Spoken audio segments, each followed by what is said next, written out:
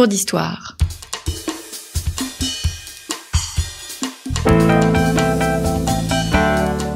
Une émission de la rédaction de Storia Voce.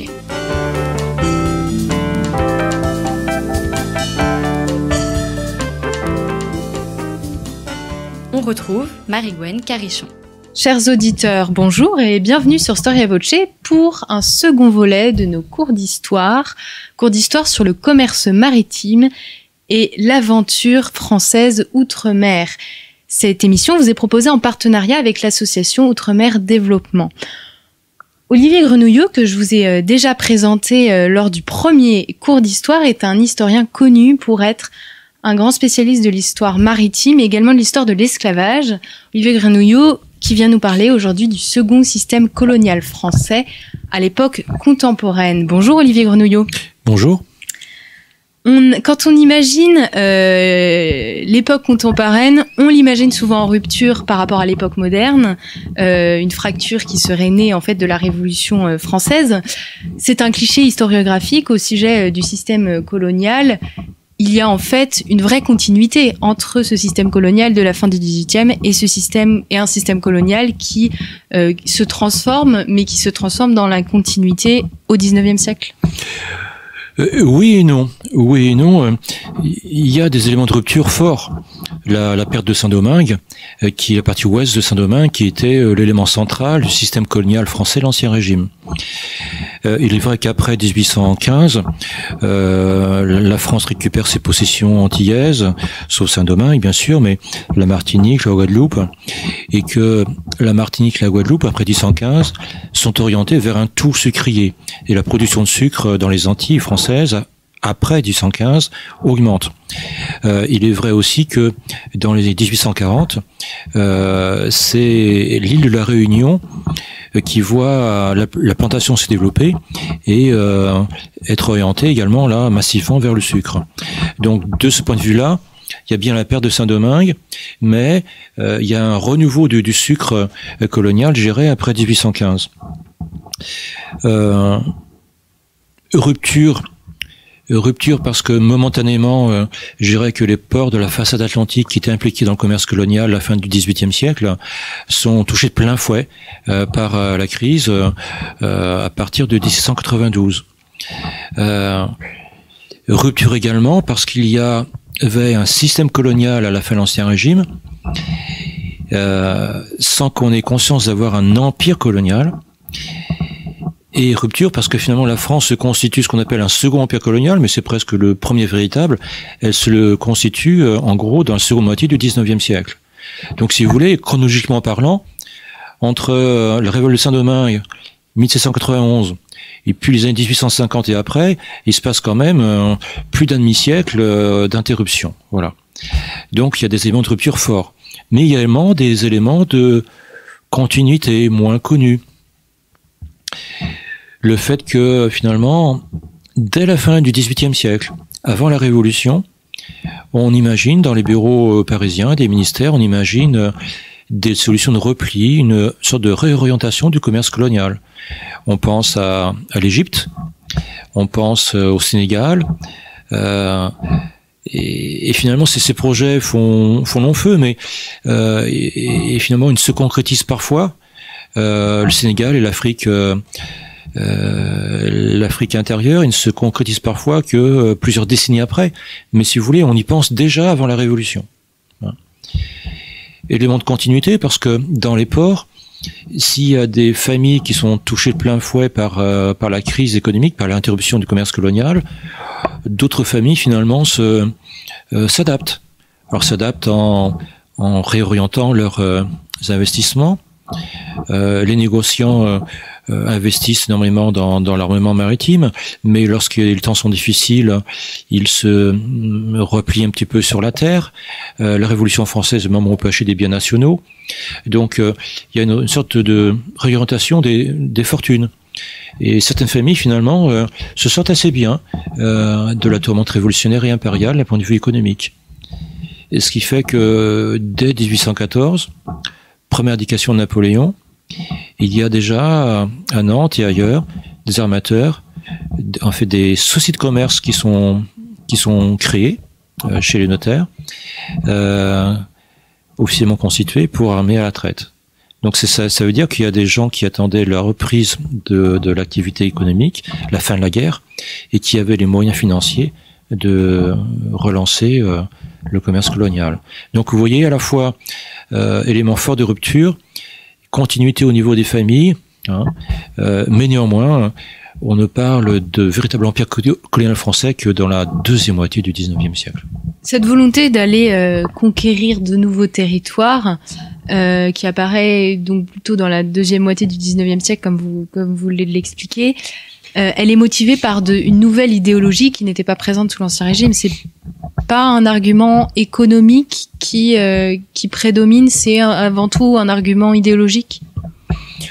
Alors on a avancé pas mal de choses et je dirais d'un point de vue pédagogique, ce qu'utilisent souvent les professeurs, c'est le fameux discours de Jules Ferry 1885 à la Chambre, où il défend un peu l'expansion coloniale au Tonkin et puis où il cherche des justifications à l'expansionnisme colonial. Et dans un texte très court, enfin relativement court, il nous fournit tous les arguments utilisés finalement souvent dans des textes différents. L'argument économique, il faut trouver des débouchés à l'industrie française. L'argument aussi, je dirais, militaire, il faut des bases pour que la marine puisse se réparer, se développer, etc. L'argument aussi de civilisation, entre guillemets, Jules Ferry dit, j'ouvre les guillemets, qu'il faut civiliser les races inférieures. Et on ferme les guillemets. Donc, vous voyez, tous les arguments sont utilisés. Et puis, d'ailleurs, Ferry parle aussi d'arguments plus proprement politiques, parce qu'il nous dit en substance que toutes les puissances d'Europe se lançant dans l'aventure coloniale, si la France ne le faisait pas, ça voudrait dire abdiquer. Voilà. Alors, parmi toutes ces raisons, lesquelles en jouaient vraiment?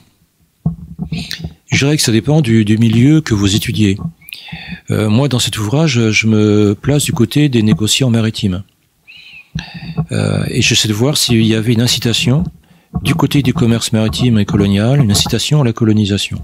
Globalement, on peut dire que non. Il n'y a pas d'incitation à la colonisation.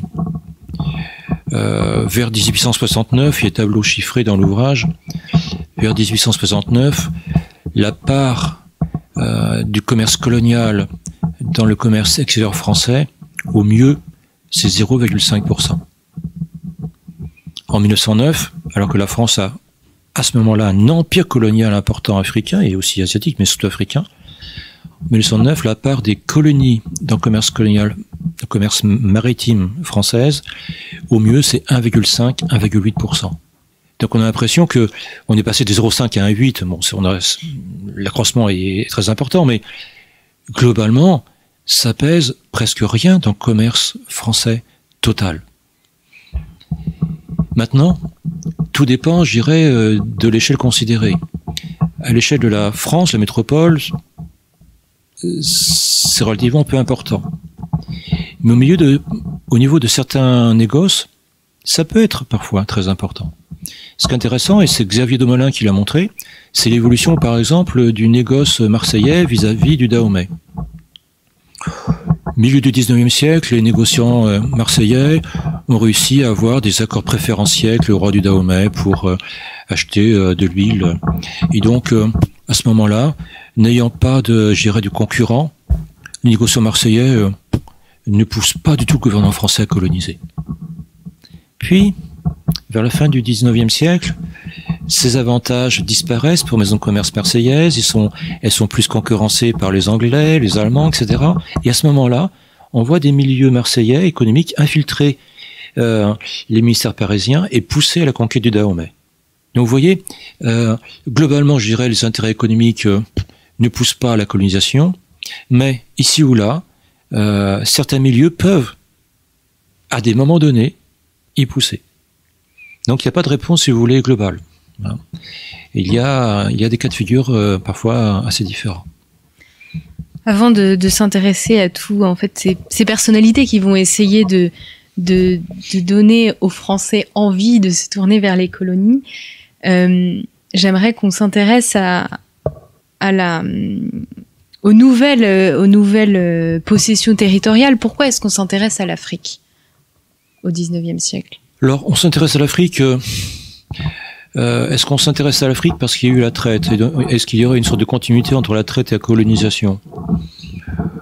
Globalement, il n'y en a pas. Ce sont pas les mêmes hommes, les mêmes familles, je dirais, qui ont participé à la traite, qui participent au commerce dit légitime avec l'Afrique au XIXe siècle. Mais néanmoins, comme je disais tout à l'heure, dès la fin du XVIIIe siècle, on pensait développer l'influence française au Sénégal. Et puis l'Afrique est le continent qui s'ouvre à la concurrence internationale. Les Anglais, les Allemands aussi. Et finalement, si les raisons économiques n'ont pas joué à l'échelle nationale, ce qui a joué à l'échelle nationale chez les politiques, c'est la volonté de donner le sentiment que la France est une grande puissance. Il y a une sorte, c'est ce qu'on appelait la course au clocher, deuxième moitié du XIXe siècle. C'est l'époque où finalement on compte, on mesure l'influence d'un pays au nombre de kilomètres carrés, au nombre d'habitants. Et les colonies, justement, participent de cette image de grandeur et de puissance. Et ce sont en grande partie des arguments politiques qui poussent à la colonisation. Qui sont les lobbies qui vont essayer d'inciter à la colonisation, notamment à partir des années 1880? Alors, comme je disais, il peut y avoir parfois quelques lobbies émanant du négoce, de quelques milieux industriels, mais c'est localisé dans le temps et dans l'espace. Il y a tout un milieu, finalement, toute une sorte de partie, entre guillemets, coloniale, entre guillemets, parce que tout cela, il n'y a rien d'homogène dans tout cela. C'est un regroupement un peu hétéroclite de gens qui s'intéressent finalement au monde colonial. On a des sociétés de géographie, on a l'armée qui y pousse aussi, on a des politiques. Et donc se constitue un parti colonial en France et qui est favorable à l'expansion. Alors pourtant, et vous le citez dans votre ouvrage, en 1905, l'homme politique Étienne Clémental tient le propos suivant: des colonies, je ne savais pas qu'il y en avait autant, alors qu'il était en train d'admirer une carte des possessions coloniales. À partir de quand il y a une vraie conscience nationale que il existe un empire français? Est-ce que cette conscience, elle a fini par s'inscrire dans l'esprit des Français, ou finalement ça a toujours été un rêve un peu lointain qui n'a jamais eu une place vraiment importante dans la politique française? Si, ça a eu une place importante dans la politique française, puisque ces rivalités coloniales ont poussé parfois pratiquement la France à faire la guerre à l'Angleterre, Fachoda. Donc tout cela a compté en matière de politique internationale, de diplomatie. Pour les Français, pour les métropolitains, je dirais que dans les années 1880, la question coloniale est encore disputée. C'est pour ça que Jules Ferry à l'Assemblée doit essayer de nous dire multiplier les avantages possibles de la conquête coloniale, parce que finalement les députés auxquels il parle sont pas convaincus du tout de cela. Il y a des oppositions à l'expansionnisme colonial. Il y a tous ceux qui pensent que finalement l'essentiel c'est la revanche contre l'Allemagne, reprendre l'Alsace à la Lorraine, et que tout ce qu'on fait ailleurs c'est finalement c'est ne pas utiliser des forces pour ce qui est l'objectif essentiel. Et puis une opposition aussi de gauche à l'expansionnisme colonial. Donc je dirais la France, il y a un parti colonial, encore une fois, composé de gens venant de milieux très très divers, un parti très hétéroclite, mais il n'y a pas forcément une France majoritairement coloniale, je dirais à la fin du XIXe siècle. Et puis finalement, la France prend conscience qu'elle a un empire. Elle prend conscience qu'elle a un empire. L'exposition, là, de 1931, joue un rôle important. La guerre, la Première Guerre mondiale, la Seconde Guerre mondiale aussi joue un rôle important. Lorsque finalement, il y a quantité d'affiches, en 1939-40, nous vaincrons car nous sommes les plus forts. Un slogan, nous vaincrons parce que nous sommes les plus forts, parce qu'on a donc, derrière la métropole, on a un immense empire colonial. Et la France libre, De Gaulle se replie en partie sur l'Afrique. Et donc je dirais que paradoxalement, c'est presque au moment où cet empire échappe à la France, 1940, et la décolonisation après n'est pas loin. C'est presque à ce moment-là que la France prend conscience où se dit que cet empire constitue un élément important de sa force. Quelques mots sur l'exposition coloniale de 1931. C'est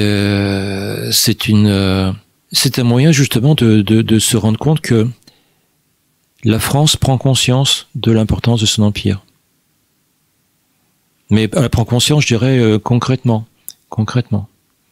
Oui, parce qu'il y a des véritables reconstitutions de palais. Oui, donc, des diverses colonies, oui.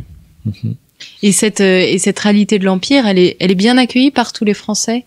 Vous avez parlé des politiques, un peu, il y a des différences dans la manière de concevoir l'urgence des colonies et parmi les Français. Ah oui, les débats ne cessent pas, hein. Les débats ne cessent pas. L'opposition de gauche et le Parti communiste dans l'entre-deux-guerres est tout à fait anticolonialiste. Il y a toujours aussi des milieux qui considèrent que il faut réarmer, hein, dans les années 30 par rapport face à l'Allemagne. Mais néanmoins, je dirais que la France se laisse gagner par l'idée que les colonies constituent un élément de sa puissance. Les colonies, c'est donc une question de prestige. Est-ce que économiquement, il y en a qui s'y retrouvent un peu, si ce n'est pas l'État, est-ce que certains négociants vont faire fortune grâce aux colonies ? Il y a quantité de sociétés qui se développent dans les colonies, hein. Il y a les grandes compagnies concessionnaires, il y a toutes sortes de domaines, le riz en Asie, les oléagineux en Afrique, et donc tout ça fait vivre des milieux négociants, entretient un commerce qui, encore une fois, à l'échelle nationale, en pourcentage, n'est pas important et même très faible, mais peut localement, à l'échelle locale, régionale, à l'échelle de quelques maisons de commerce, peut être parfois essentiel. Alors, comment il a administré cet empire colonial, concrètement ? Alors là, c'est pas le sujet que j'aborde dans l'ouvrage, hein. Là, moi, je m'intéresse aux dimensions maritimes, hein, de l'expansion coloniale, et pas, je dirais, à l'administration de l'empire lui-même, hein. Sinon, quant à l'Empire, à sa constitution, à son organisation, Bouddha Etemad, qui a été professeur à l'Université de Genève et de Lausanne, a une phrase que je cite en substance, hein, en disant que finalement l'Afrique a été conquise en partie par elle-même. C'est-à-dire que les corps expéditionnaires français, finalement, l'armée participe de la conquête, mais il y a également des populations locales qui sont intégrées dans l'armée et qui participent à la conquête française, hein. Donc l'Afrique a été conquise un petit peu à l'économie, écrivait Bouddha Etemad, mais l'Afrique si elle a été conquise à l'économie, elle n'a jamais été entièrement soumise, hein. L'empire colonial, si vous voulez, quand on voit des cartes, ça paraît homogène, vaste, les frontières sont bien délimitées, mais il y a toujours eu des poches, de résistance à tous les niveaux, aussi bien dans l'empire français d'ailleurs que dans les autres. Donc là, je dirais que la conquête, l'assimilation ont toujours été des processus inachevés. Alors, est-ce qu'on peut dire que les différents pays d'Europe se partagent les mers, ou est-ce que c'est un peu des zones de non-droit et chacun y a en quelque sorte un peu une propriété ? Comment est-ce que les pays d'Europe délimitent en fait ces espaces maritimes tout au long du 19e siècle ? On ne le délimite pas du tout. Dès le XVIIe siècle, déjà, il y a un débat. La mer est-elle libre, ouverte, ou peut-on finalement, des puissances peuvent-elles en accaparer entre guillemets des morceaux, hein. Et c'est le principe de la mer ouverte qui l'emporte, hein. Donc la mer est un espace de concurrence entre les nations, hein. Simplement, tout au long du XIXe siècle, les différentes puissances se mettent d'accord pour essayer de lutter contre la piraterie, par exemple. Contre toutes les formes de commerce illicite, hein. Et dans la deuxième moitié du 19e siècle, d'ailleurs, quand la traite atlantique disparaît, la traite est assimilée à ce moment-là à des formes de piraterie. Donc je dirais que voilà, les océans au 19e siècle sont un espace de libre concurrence et même d'intense concurrence. Mais il peut y avoir des systèmes de colonisation, je dirais, directs, comme l'empire africain de la France. Et puis on a parlé de colonisation informelle. C'est la puissance britannique, par exemple, sur certains pays d'Amérique latine. L'Angleterre n'a pas occupé ces pays, mais l'économie de certains pays d'Amérique latine est totalement dépendante de l'économie britannique et du commerce britannique. Donc il y a des formes d'influence directe et des formes d'influence informelle. Qu'est-ce qui distingue dans les grandes lignes un voyage et une expédition maritime sous l'Ancien Régime, donc vers les colonies bien entendu, et une expédition au 19e, 20e siècle, enfin, surtout au 19e? Si on se place du point de vue de la France, étant donné que finalement ce qu'on va chercher dans le monde colonial, c'est à peu près la même chose qu'au XVIIIe siècle. Hein. C'est du sucre. Et puis, en Afrique, la nouveauté, ce sont des oléagineux, ce sont des bois, c'est quantité d'autres produits, du riz en Asie. Mais d'un point de vue maritime, je dirais que les seuls changements, c'est l'augmentation du tonnage des navires. Hein. XVIIIe siècle, des navires de commerce, je dirais, atlantique, c'est entre 200 et 400 tonneaux. Deuxième moitié du 19e siècle, c'est la révolution des pondéreux. En partie du fait du commerce colonial, mais aussi en partie, plus encore, du fait de la révolution industrielle. C'est-à-dire qu'il faut faire venir des matières premières, du charbon par exemple. Et donc il faut des navires capables de transporter énormément de tonnes de produits. La révolution des pondéreux. Donc on passe en gros de navires qui pouvaient faire 200-400 tonneaux au XVIIIe siècle à des navires qui vont faire 1000 tonneaux et beaucoup plus au XIXe. On passe de la voile à la vapeur également. Hein. Bref, il y a une sorte de... Ça participe de ce qu'on appelle la révolution des transports. Hein, et le transport maritime joue un rôle essentiel dans cette révolution-là. Quels sont les grands ports en France qui sont des pôles importants pour des plaques tournantes en fait du commerce maritime? Sont en partie les mêmes qu'au XVIIIe siècle. Simplement, je dirais que la hiérarchie a un peu changé. Marseille et Le Havre se développent énormément au XIXe siècle. Hein. Et la France atlantique, je dirais, ne l'emporte pas comme elle l'emportait à la fin du XVIIIe siècle.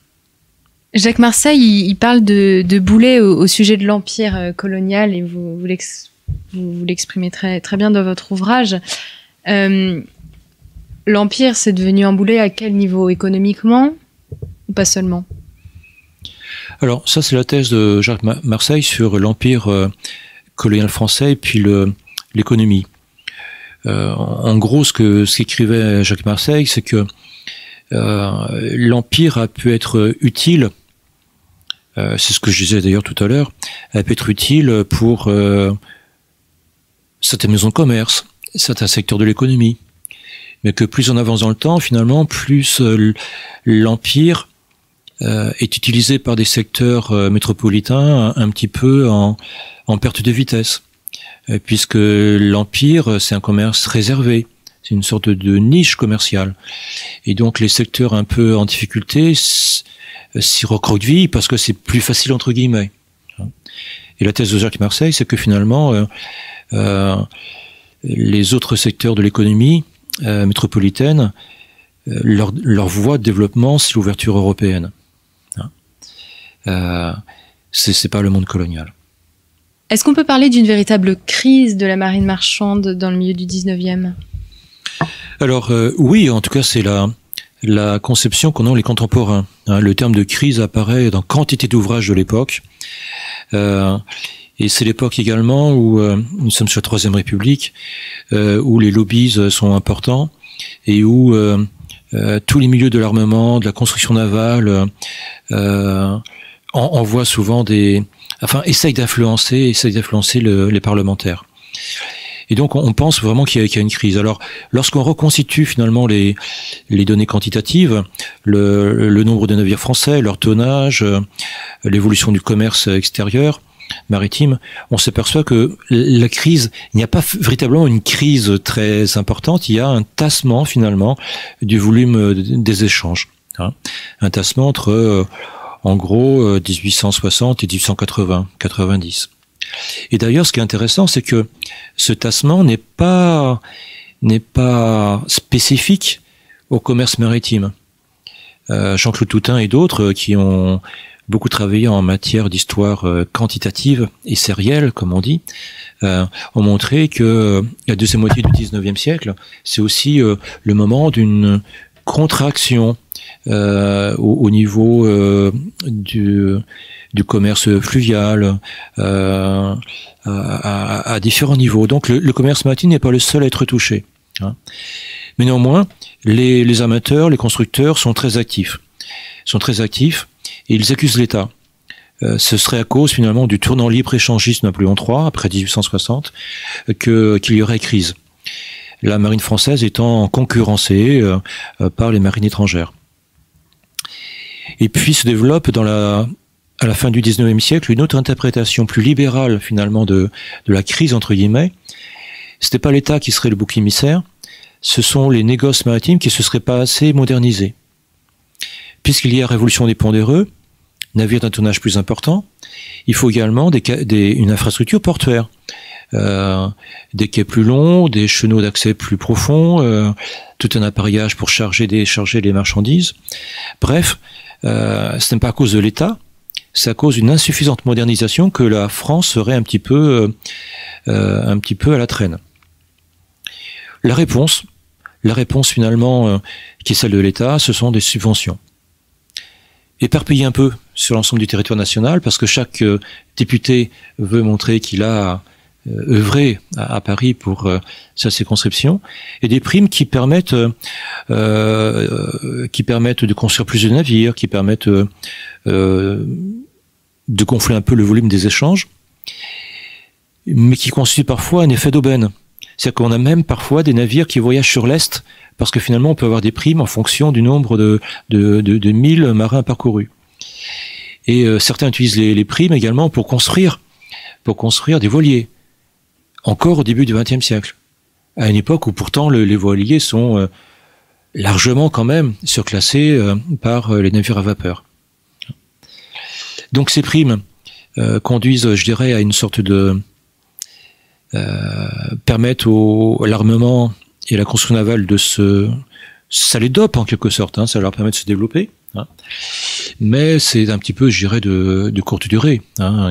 Il reste les grands travaux de modernisation à effectuer, hein. Est-ce qu'ils vont être effectués, ces grands travaux de modernisation? Oui, ils le sont petit à petit. En gros, finalement, dans les années de l'entre-deux-guerres, la France maritime et portuaire se modernise réellement, hein. Se modernise réellement.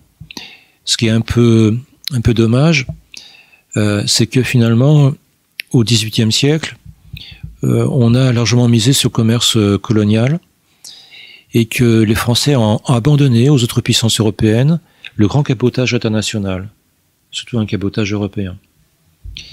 Ils ont abandonné également la grande pêche hauturière, où les Français, Saint-Malo au XVIIe siècle, étaient finalement très bien implantés.